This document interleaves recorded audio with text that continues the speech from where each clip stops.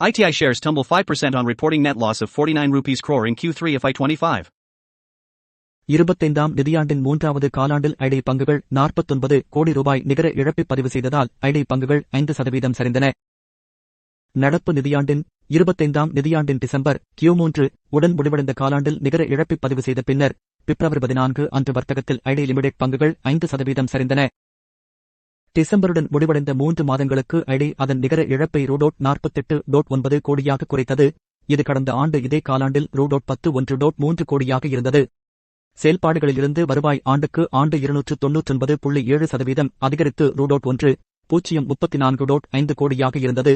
இது மூலப்பொருள் செலவுகள் அதிகமாக இருந்தபோதிலும் வலுவான செயல்பாட்டு செயல்திறன் காரணமாக ரூ.25.8 கோடியாக இருந்தது. செயல்பாட்டு மட்டத்தில் ஐடி அதன் EBITDA இழப்பை ரூ.10.6 கோடியாக குறைத்தது. இது ஒரு வருடத்திற்கு முன்பு ரூ.43.5 கோடி இழப்பிலிருந்து குறிப்பிடத்தக்க முன்னேற்றம். மதியம் 12 மணியளவில் ஐடி பங்குகள் என்எஸ்இயில் ரூ.27.1.5 விலைக்கு விற்கப்பட்டன. இது என்எஸ்இயில் 4.5% குறைந்தது. ஜனவரி மாதத்தில் சம்பல்பூர் பல்கலைக்கழகத்திடமிருந்து 35 கோடி ரூபாய் மதிப்புள்ள ஆர்டர்களையும் மத்திய ரயில்வேயிடமிருந்து 29 ரூபாய் 14 பைசா மதிப்புள்ள ஒருங்கிணைந்த பாதுகாப்பு அமைப்பையும் பெற்று ஐடி பாதுகாப்பு அமைப்புகள் மற்றும் கல்வி ஐசிடி துறைகளில் நுழைந்தது.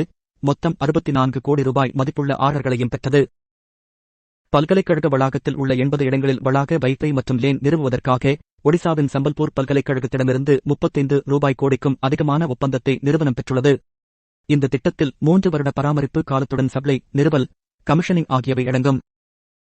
உத்தரகண்ட் அரசின் புவியியல் மற்றும் சுரங்க இயக்குநரகத்திலிருந்து தோராயமாக 95 கோடி ரூபாய் மதிப்புள்ள ஒப்பந்தத்தை பெறுவதாகவும் நிறுவனம் சமீபத்தில் அறிவித்தது. இந்த ஒப்பந்தம் சுரங்க டிஜிட்டல் மாற்றம் மற்றும் கண்காணிப்பு அமைப்பு எம்இடிசிஎஸ் திட்டத்தை செயல்படுத்துவதற்கானது. இந்த ஒப்பந்த வெற்றி ஐடியின் வருவாய் மற்றும் லாபத்தை அதிகரிக்கும் என்று எதிர்பார்க்கப்படுகிறது. இது அதன் ஒட்டுமொத்த வளர்ச்சிப் பாதைக்கு பங்களிக்கும். மூல மணி கண்ட்ரோல் Declaration. தகவல் கல்வி நோக்கத்திற்காக மட்டுமே. எனது சேனலை சப்ஸ்கிரைப் செய்து ஆதரிக்கவும்.